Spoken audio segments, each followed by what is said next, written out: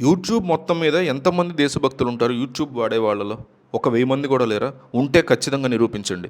భారత్ మాతాకి జై అని ఒక్క కామెంట్ ఎయండి. సరిహద్దు అవతల మన కోసం పోరాటం చేస్తున్న సైనికుల కోసం వేయండి. ఎంతమంది వాళ్ళకి సపోర్ట్‌గా ఉన్నామో తెలియజేసేయడానికి వేయండి. కంపల్సరీగా వేయండి. భారత్ మాతాకి జై అని ఒకే ఒక కామెంట్ ఎయండి. ఆగస్టు 5వ తారీఖున భారతదేశానికి సంబంధించి కొన్ని కీలక పరిణామాలు జరగబోతున్నాయి ఇండియాలో అనేటువంటి వార్త దేశవ్యాప్తంగా తీవ్ర చర్చనీయాంశంగా మారుతుంది, చర్చకి దారితీస్తుంది.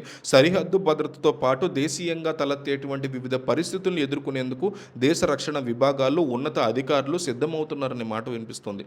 ఇటీవల కాలంలో రాజధాని ఢిల్లీలో కేంద్ర హోంశాఖ నేతృత్వంలో నిర్వహించినటువంటి ఉన్నత స్థాయి సమీక్ష సమావేశాలు ఈ విషయాన్ని క్లియర్ కట్గా స్పష్టం చేస్తున్నాయి. National security adviser Ajit Doval parliament కాంప్లెక్స్కి రావడం, పారామిలిటరీ అధిపతులు, ఇంటెలిజెన్స్ బ్యూరో అధికారులు వీళ్ళందరితో కూడా చర్చలు జరపడం అనేది రాబోయే రోజుల్లో రక్షణ వ్యవస్థలు ఎంత అప్రమత్తంగా ఉన్నాయో తెలియజేస్తుంది అంటున్నారు. ఆగస్టు 15 స్వతంత్ర దినోత్సవం సమీపిస్తున్నటువంటి ఈ తరుణంలో దేశంలో ఏదో ఒక విధంగా శాంతి భద్రతల సమస్యలు సృష్టించేందుకు కొన్ని ప్రతికూల శక్తులు ప్రయత్నాలు చేస్తున్నాయనేటువంటి ఆరోపణలు చాలా గట్టిగా వినిపిస్తున్నాయి. సో దేశంలో చట్టబద్ధంగా అమలు చేయడానికి వస్తున్నటువంటి కొన్ని కొత్త బిల్లులు సాంఘిక రాజకీయ వాతావరణాన్ని ప్రభావితం చేస్తోంది అంటున్నారు.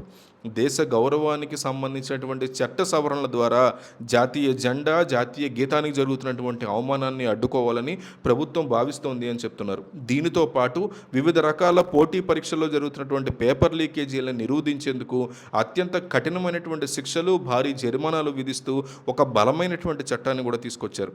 ఈ కఠిన నిబంధనల వల్ల అక్రమాలకు పాల్పడినటువంటి కోచింగ్ సెంటర్లు, ముఠాలలో ఆందోళన విపరీతంగా మొదలైంది. మరోవైపు పంజాబ్ సరిహద్దుల వైపు నుంచి రైతుల యొక్క ఆందోళన మళ్ళీ ప్రారంభం కావటం, అలాగే విదేశాల నుంచి ఖాళిస్తాన్ యొక్క శక్తులకు అందుతున్నటువంటి ఆర్థిక సహాయాలు ఇవన్నీ దేశ భద్రతకి పెను సవాలుగా మారాయి అంటున్నారు. ప్రస్తుతం భారత్ని, ముఖ్యంగా దేశంలో ఉన్నటువంటి రాజకీయ స్థిరత్వాన్ని దెబ్బతీసేందుకు అంతర్జాతీయ స్థాయిలో కొన్ని శక్తులు వ్యూహాత్మకంగా వ్యవహరిస్తున్నాయనేటువంటి ఆరోపణలు చాలా గట్టిగా వినిపిస్తున్నాయి.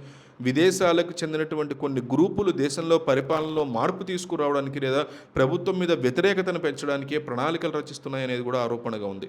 కృత్రిమ మేధస్సు ఏఐ యూజ్ చేసి, డీప్ ఫేక్ సాంకేతికను యూజ్ చేసి సోషల్ మీడియాలో భారీ ఎత్తున అసత్య ప్రచారాలని వేగంగా వ్యాప్తి చేస్తున్నారు అంటున్నారు. భవిష్యత్తులో జరగబోయే కీలకమైనటువంటి ఉత్తరప్రదేశ్ శాసనసభ ఎన్నికలను లక్ష్యంగా చేసుకుని ఈ తరహా కుట్రలు జరుగుతున్నాయి అనేది కూడా ప్రధాన ఆరోపణగా వినిపిస్తుంది.